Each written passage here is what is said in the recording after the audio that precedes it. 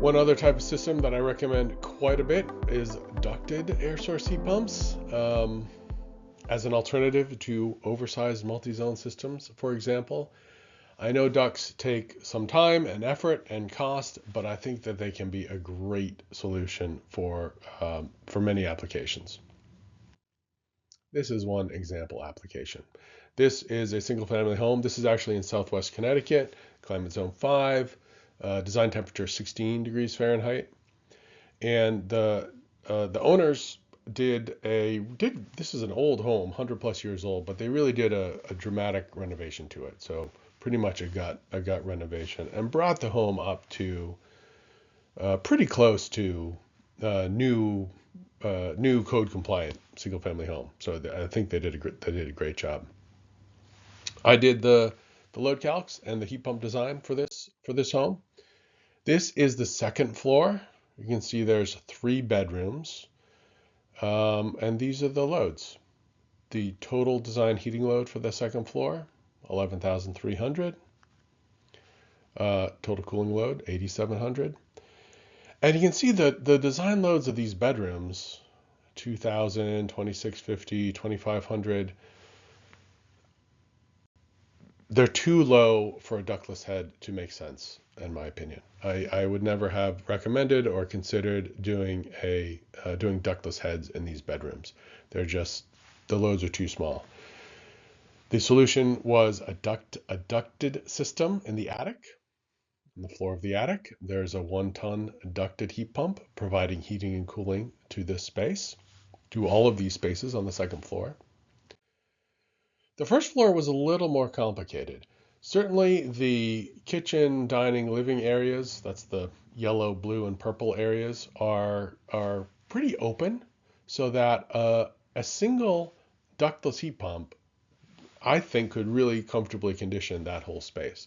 There are some spaces on the left, which is actually the west, the orange and gray rooms shaded here, which are kind of separated, and they have a lot of glass and west-facing glass in the summer, which is a concern. So I wasn't comfortable that a ductless system would provide comfort there in the winter. So I suggested to the homeowners, you can go with a ductless system, but I'd probably recommend some resistance heat in these spaces also. They chose not to do that. They chose to go with the ducted system for the first floor also. The total design loads here, 14,200 heating, 11,100 BTUs an hour cooling. And here's that ducted system serving the first floor. It's in the ceiling of the basement. I think the photographer was actually lying on the floor of the basement to take this picture. So looking at just a summary of the 2 floors, the first floor design heating load is 14.2, second floor 11.3. There's a 1-ton ducted heat pump, single zone for both. So it's the same model, which at the design temperature for this site, which is 16 degrees Fahrenheit, has a capacity of 16,500. So it's a pretty good match for the first floor. On the second floor, if this product line had a 3/4 ton ducted option, I probably would have gone for that, because this is oversized by 30% or so. Not ideal, but it was the smallest capacity piece of equipment available in this product line, which is certainly a limitation and a challenge when you're trying to right-size systems as much as possible. The homeowners put this out to bid to 3 different contractors. At least 2, if not all 3 of the contractors came back and said, no, that's not nearly enough capacity. You're not going to stay warm all winter. They didn't do load calcs. They just said no. They just knew 2 1-ton heat pumps was much too little capacity to heat the space all winter. There's just a misconception out there still that, efficient homes need lots of capacity. In the old school, furnaces start at 60 or 80,000 BTUs an hour. Boilers, the same thing. You'll see 80, 100,000 BTU per hour boilers in single family homes. That used to be the par for the course. Homes have gotten much more efficient. They did a great job making this home much more efficient. So the 2 1-ton heat pumps had more than enough capacity to keep people warm all winter. It's been occupied for 5-ish years at this point. Monitored performance of the heat pumps here. So we have outdoor temperature on the x-axis. This is hourly outdoor temperature, and heat pump capacity as a percent. And this is actually percent of peak power. So that's something to keep in mind. We monitored power consumption for the heat pump here.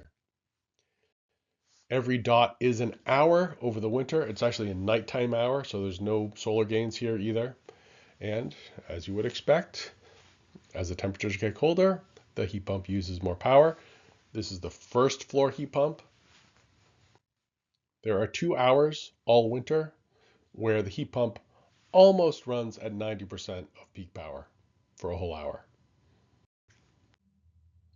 If we look at average power consumption over the winter, this line, first of all, that dashed line is the design temperature. And this was a fairly cold winter. Design temperature 16 degrees Fahrenheit. There were quite a few hours below 16 degrees Fahrenheit. And still, the heat pump had plenty of capacity. This is the first floor system, which was more closely sized. The capacity to load is more closely matched. I mean, but even below 10 degrees, even in the single digits, there's 1 hour that's operating near 90, but on average in the single digits, this heat pump at night is running at about 50% of peak power. Plenty of capacity. On the upper floor, which even the loads showed that there would be, extra capacity, there was 1 hour all winter where the second floor system operated at higher than 50% of peak power. So oversized. I would have loved to install a smaller system here if it were available. You might recall from the first picture I showed you, this home has some PV on the roof. There's about 8 kilowatts of PV on the roof. And over the first year that the homeowners lived in this home, all electric home, no fossil fuels, electric range, electric dryer, electric water heating, heat pump water heater, electric heat pump water heater. That 8 kilowatts of PV provided 140% of the total electricity consumption in the home. Space conditioning, cooking, lighting, everything. Really pretty impressive. I think they were very pleased. They were comfortable. They were very pleased with the electricity use. They maybe thought they could have saved some money on the PV system, but really a very good success. I do encourage people to consider small ducted systems. I know ducts can be a pain, and they may not be a good fit for, well, they aren't a great fit for lots of homes, lots of retrofit projects. But performance of small ducted systems and fairly efficient homes can be much better than, again, oversized multi-zone systems where there are heads everywhere. And there's also, if there's potential to downsize a ducted system rather than maybe a larger capacity multi-zone system to get heads everywhere you want them, I've seen situations where upfront costs are a wash. And so I would encourage people to consider ducted systems. Despite the challenges of ductwork, it really can work well in a lot of applications.